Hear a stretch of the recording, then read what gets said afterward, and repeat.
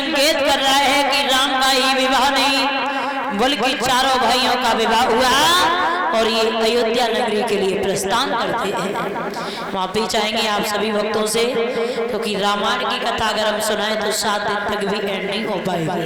अब हमें चलना है चंद्रवंश की ओर।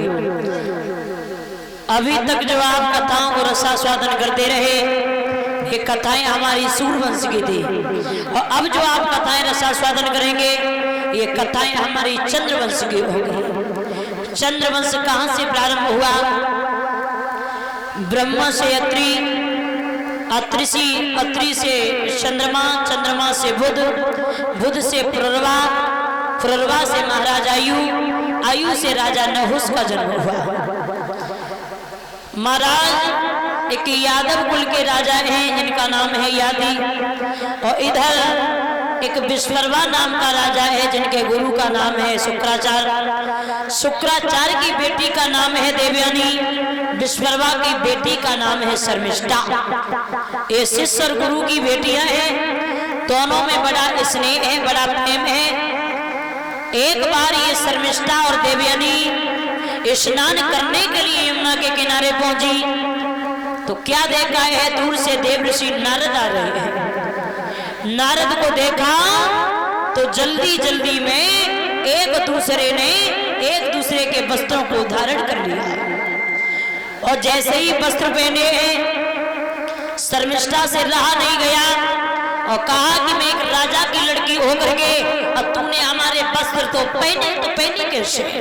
कलाई पकड़ी और वो लड़की घसीटती हुई लेकर के चल दी है। सही नहीं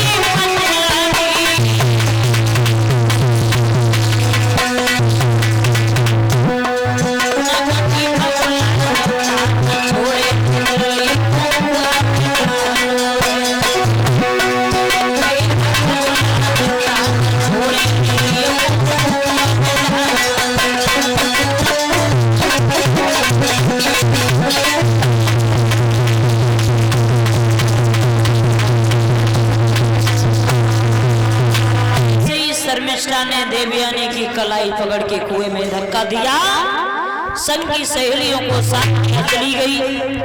अब इधर यादव कुल के राजा महाराज यादी चले हैं, घोड़े पर सवार होकर के आई रहे थे।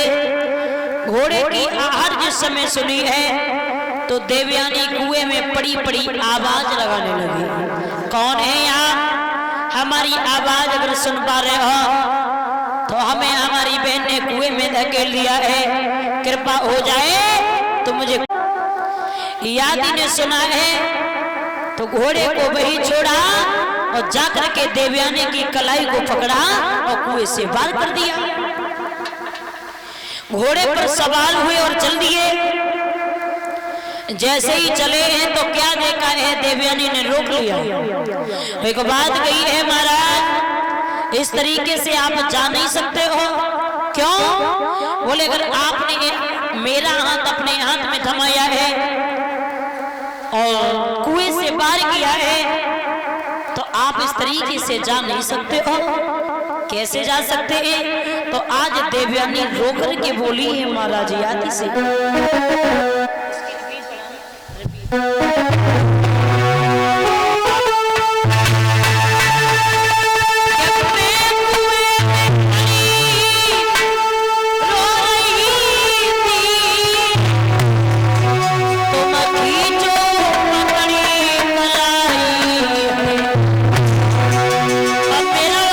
छोड़ी के मत जइयो राजा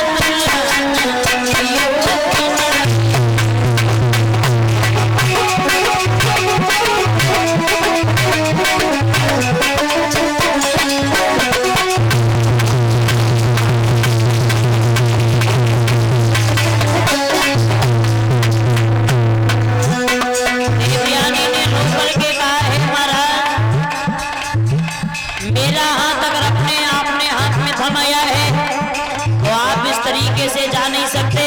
सुना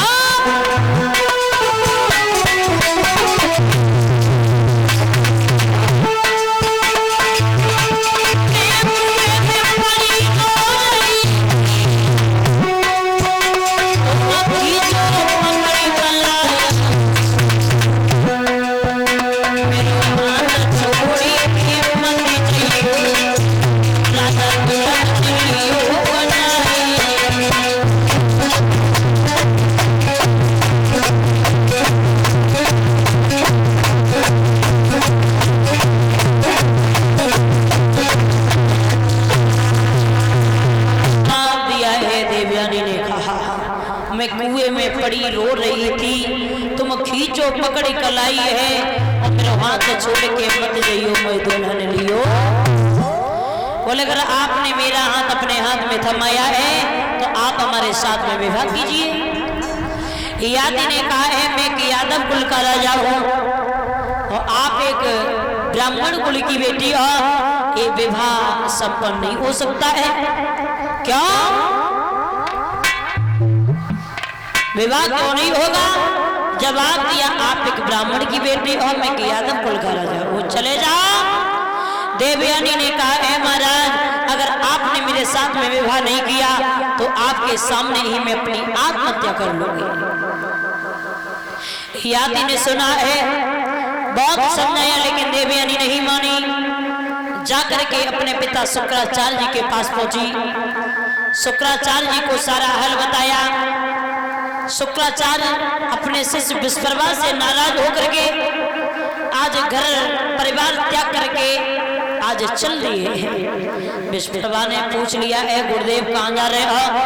बोले तेरी बेटी ने मेरी बेटी का अपमान किया है, अब इस नगरी में रहना पसंद नहीं करेंगे। क्या हुआ?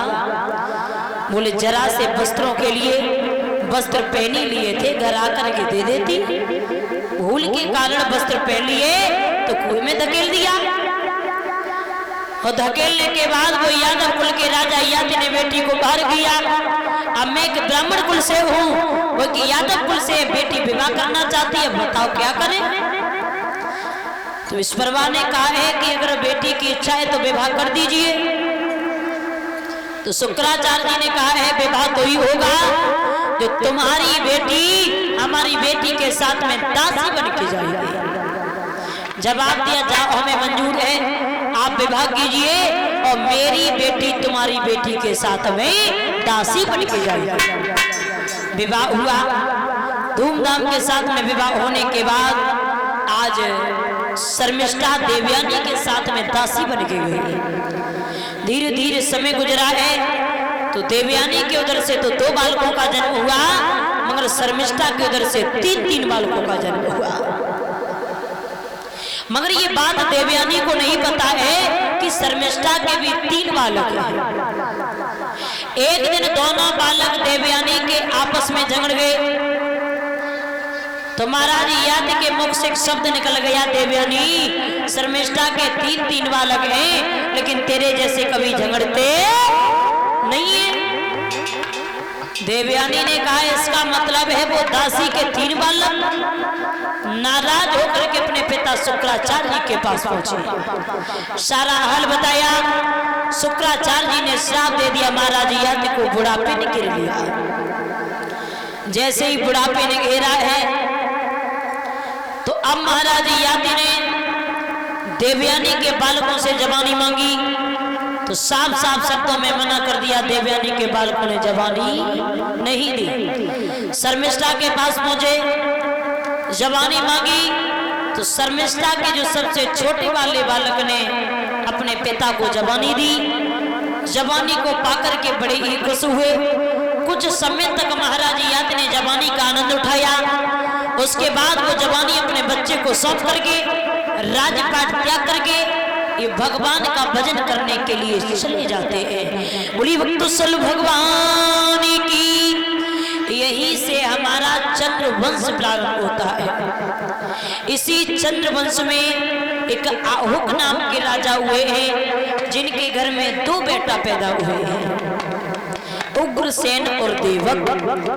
उग्रसेन की धर्मपत्नी का नाम है पवनरेखा, देखने में बड़ी सुंदर है, सुशील है, चरित्रवान है। दुख है तो एक ही है कि कोई संतान पैदा नहीं हुई। एक बात और बता दूं भैया कि पहले के जितने भी राजा हुए हैं वो संतान के लिए बड़ा दुखी रहे हैं।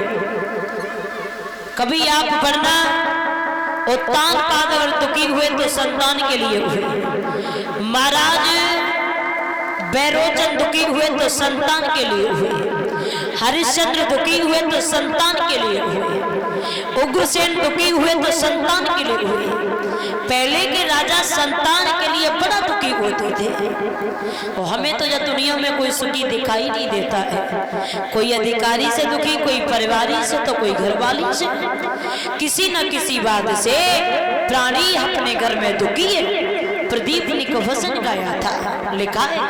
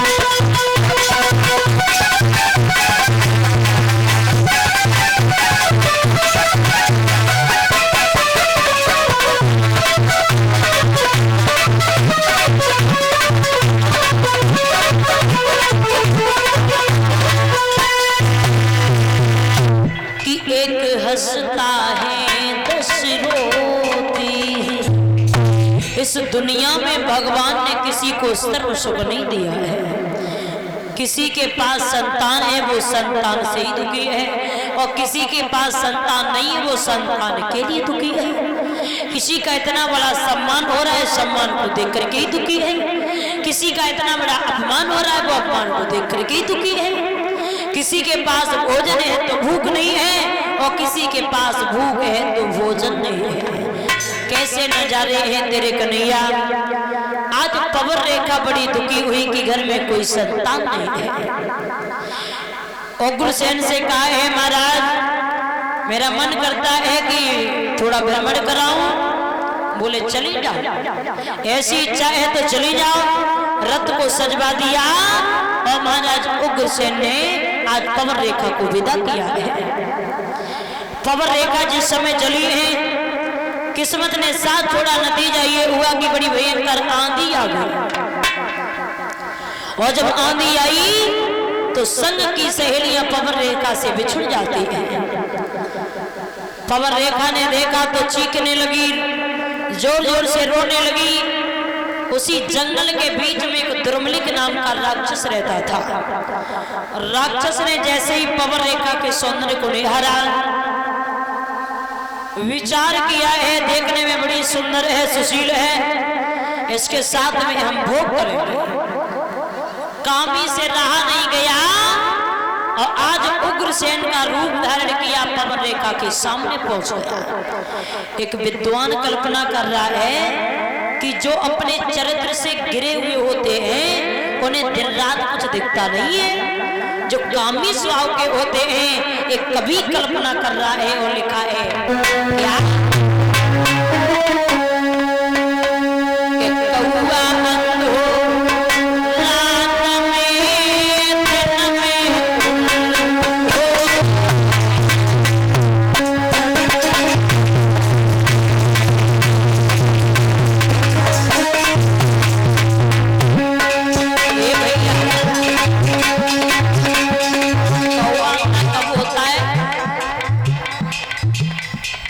रात और उल्लू।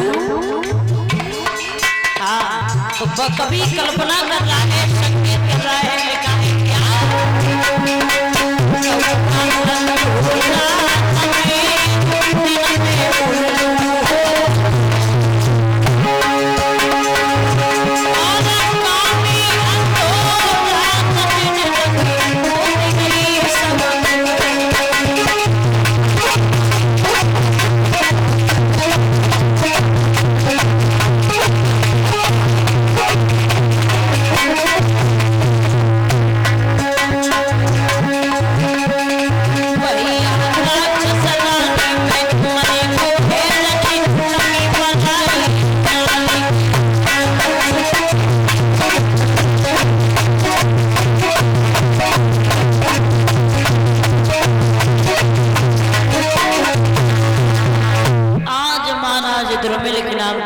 से रहा नहीं गया, उग्रसेन का रूप धारण किया और पहुंच गया। जवाब दिया है पवन रेखा क्यों रो रही है, क्यों चिल्ला रही है, तुम्हारा रखवाला तुम्हारे सम्मुख खड़ा हुआ है। पवन रेखा ने कहा है महाराज आप। बोले हम। अच्छा नहीं लगा तो सोचा हम भी भ्रमण कर ले। धोखे से उस नीच ने पवन रेखा के साथ में भोग किया और जब अपने भेष में आया पवन रेखा ने देखा तो पैरों तलक की जमीन धसक गई। अरे दुष्ट, अरे नीच, तूने मेरे साथ में अच्छा व्यवहार नहीं किया। काश मुझे पहले अगर पता चल जाता तो मैं तुझे श्राप दे देती, तू भस्म हो जाता, तू जल जाता। तूने तो हमारा धर्म ही बिगाड़ दिया।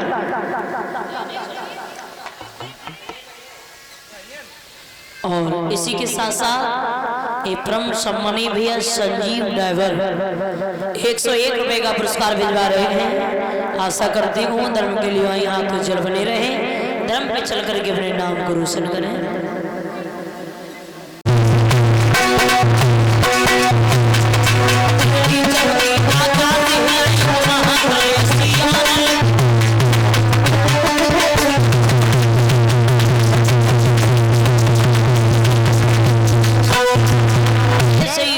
कंस का जन्म हुआ, अनेक अनेक भांत सोन हो रहे हैं, आकाश में बिजली चमक रही है, जोर जोर के तूफानों से बड़े बड़े वृक्ष टकरा करके जमीन पर गिर रहे हैं। एक महाप्रलय सी आ गई जब पापी कंस का जन्म हुआ।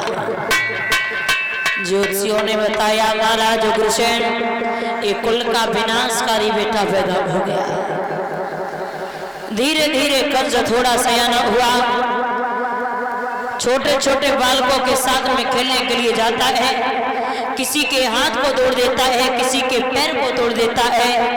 और सयाना हुआ तो एक दिन अपने पिता उग्रसेन से बोला है पिताजी अब तुम्हारी वो अवस्था नहीं है जो राज्य चला सको। उग्रसेन ने जवाब दिया है मूर्ख बालक, तुझे पता है कि तू किससे बात कर रहा है? मैं रिश्ते में तेरा पिता हूँ। बोले पिता हो तो कौन सी बड़ी बात है, तुम्हारी उम्र नहीं है। उग्रसेन को गद्दी से उठाया और जाकर के मथुरा की जेल में डाल दिया है। स्वयं राजा बनकर के बैठ गया, आदेश कर दिया है कि जितने भी मंदिर बने हैं मंदिरों को तोड़वा दिया जाए, मूर्तियों को फेंकवा दिया जाए और जितने भी पुजारी हैं उतने इनको इतना ही भोजन दिया जाए जो इनके शरीर में शक्ति ना रहे, जो भगवान का भजन कर सके। 10-10 दिन का 15-15 दिन का सड़ा हुआ भोजन पापी कंस संतों को खिलवा रहा है अपने शासन में। क्या दशा बनाई है भोजराज कंस में अपने शासन में संतों की और भक्तों की। एक कवि कल्पना कर रहा है तो क्या कि हाथन में कला पावन में कला और पगलों में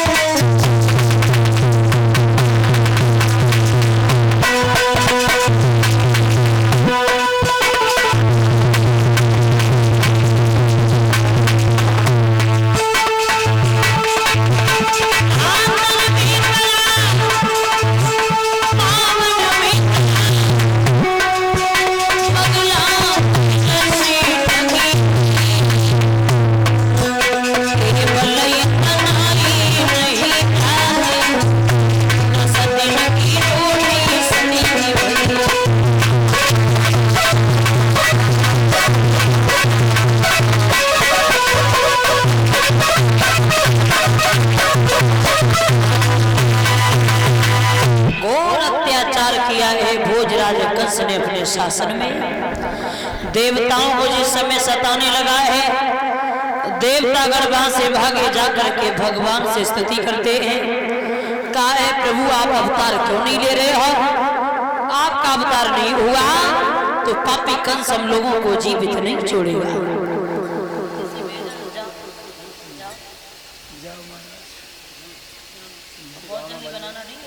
एक कमली नहीं ले जा, 15 मिनट में तैयार कर जब हो रहे हैं 51 हो रहे हैं। अरे बोलिए गोविंद भगवान की। भगवान ने जिस समय देखा है कि देवतागण बड़े व्याकुल हैं, बड़े परेशान हैं, जवाब दिया है कि पुनः अपने भूतल पर निवास करो और बहुत ही जल्दी मेरा अवतार होने वाला है। भगवान ने पुनः देवताओं को वापस किया है। अब इधर आ जाइए। उग्रसेन के भैया का नाम था देवक और इन्हीं देवक की बेटी का नाम था देवकी। देवकी की जो 6 बहनें थी वो 6 बहनें बटेश्वर के रहने वाले महाराज वसुदेव के लिए ब्याही थी। आचार विचार कुछ शुद्ध होने के कारण आज देवकी का भी विवाह वो बटेश्वर के रहने वाले महाराज वसुदेव के साथ में तय कर दिया। वसुदेव जी जिस समय आए हैं बड़े ही हर्षोल्लास के साथ में विवाह हुआ। विवाह होने के बाद जब सवेरा हुआ, विदाई का टाइम आया, तो आज देवकी अपने भैया के गले से लग के बहुत रोई। जवाब दिया है भैया अभी तक ये बहन देवकी तुम्हारी रही, लेकिन आज से ये बहन पराई हो जाएगी। क्यों भेज रहा है हमें दूसरे के द्वार पर? कैसे कटेगा ये मेरा जीवन? रोने लगी है देवकी और बोली है भैया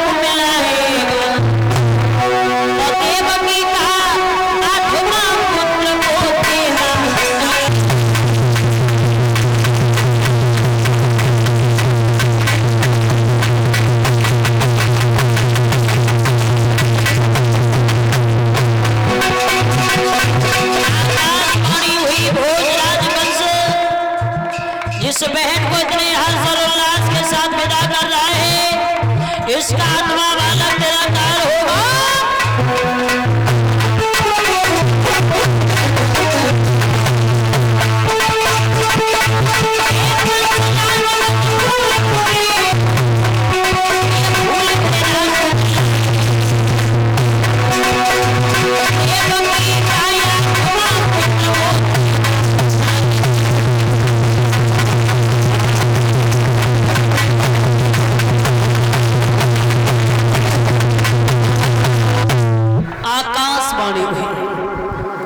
हे कंस राज मत भूल, भूल ये फूल तेरा को मिलाएगा, देवकी का आत्मा पत्र वो तेरा का। कंस ने सोचा न रहेगा बांस न बजेगी बांसुरी, आओ देवकी को ही मार देते हैं।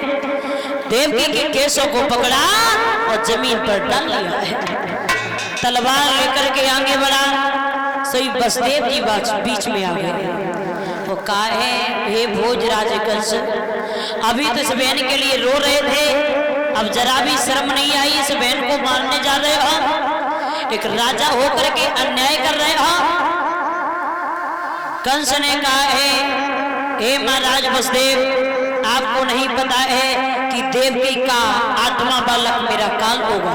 आकाशवाणी हुई थी न रहेगा बांस न बजेगी बांसुरी, आओ देवकी को ही मार देंगे। बसदेव ने समझाया, कहा हे भोजराज कंस, मौत का समय जो निश्चित कर दिया है वो अपने समय पर आएगी। मौत का समय जो निश्चित है वो उसी समय पर आएगी, और जिस वक्त मौत आ जाएगी वो घड़ी न टलने पाएगी। अरे बंधे दिनों का जीवन है और बंधे दिनों का मरना है, और जीवन है तो मरना है, फिर मरने से क्या। अगर मनुष्य का जन्म लिया है तो मरना तो निश्चित है, आज नहीं तो कल नहीं तो परसों। मौत से भला किसकी यारी, आज मेरी तो कल तेरी बारी, क्यों मान रहे हो। कंस ने कहा है हम छोड़ नहीं सकते। बसदेव ने कहा है छोड़ दीजिए, जाओ हम तुम्हें वरदान देते हैं कि देवकी के उधर से जो भी बालक पैदा होगा वो मैं तुम्हें दे दूंगा। हमें दे दोगे? बोले हाँ। कंस को दया गई, देवकी और बसदेव को लिया, जाकर के मथुरा की जेल में डाल दिया है।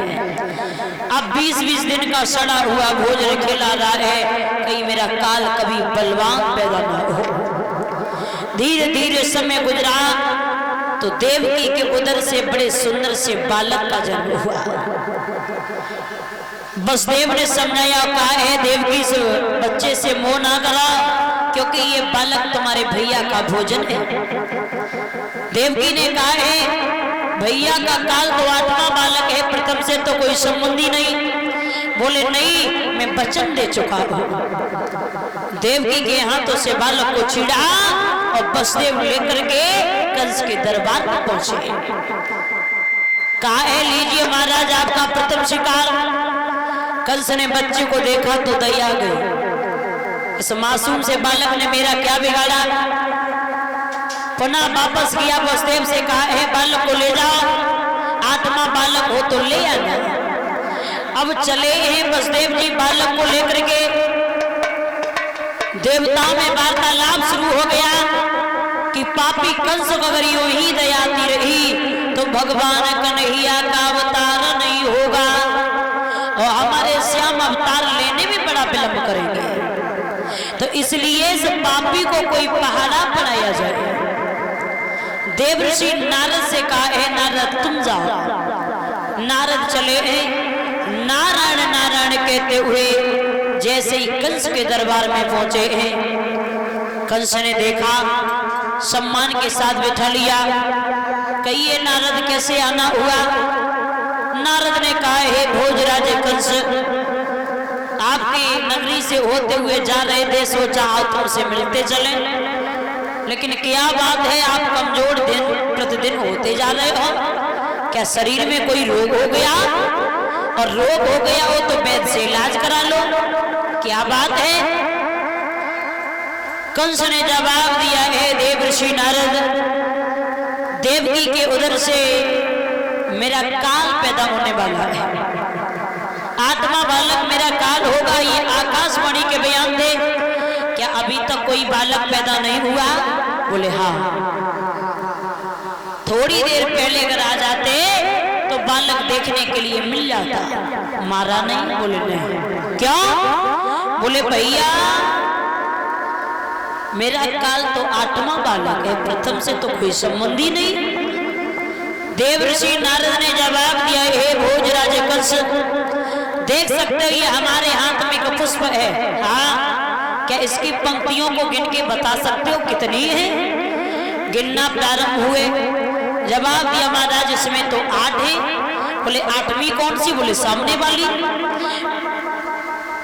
बोले इसके पीछे से गिनो। पीछे से गिनना शुरू हो गए।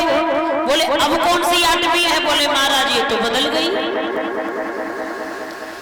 देवर्षि नारद ने कहा है भोजराज कंस, पुष्प की हर पंक्ति अगर 8वीं हो सकती है तो देवकी से पैदा होने वाला बालक हर बालक 8वां हो सकता है। दुश्मन को छोड़ के रंगरलियां मना रहा है।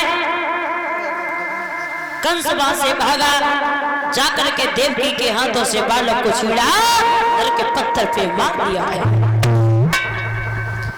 प्रमाण तो हमें यहां तक मिला है कि एक बालक नहीं, 2 बालक नहीं, बल्कि देवकी के 6 बालकों का वध किया है भोजराज कंस ने। 7वां करवाया, रोहिणी के गर्भ में प्रस्थान करवा दिया, जिससे बलराम पैदा हुए और ये कह दिया कि 7वां गर्भ खंडित हो गया। 8वां करवाया तो देवकी और वसुदेव के हाथों में हथकड़ियां, पामों में बेड़ियां, दरवाजे पर पहरेदार, फाटकों में ताले लटक रहे हैं और 20-20 दिन का सड़ा हुआ भोजन पापी कंस खिला रहा है। देवकी वसुदेव जेल में पड़े पड़े सिसक रहे हैं कि 6 बालकों का तो वध किया है, क्या पता है कि पापी कंस इस बालक को भी नहीं छोड़ेगा।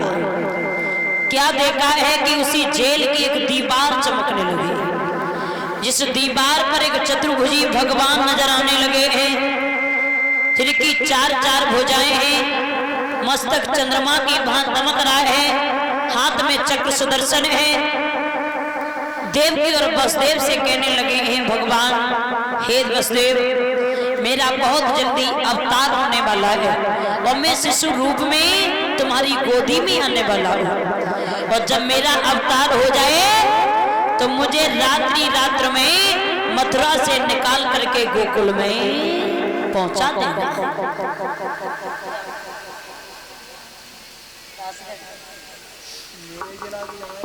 और इसी के मध्य में ये परम सम्मानीय भैया पुष्पेंद्र सिंह यादव 201 रुपए का पुरस्कार भिजवा रहे हैं। भगवान कन्या कृपा दृष्टि बनाए रखे, धर्म पे चल करके भैया अपने नाम को रोशन करें। बोली भक्तों भगवान की। आइए सभी भक्त मिलकर के एक छोटा सा भजन बोल लेते हैं और कुछ क्षणों बाद ही भगवान कन्हैया का अवतार होने वाला है।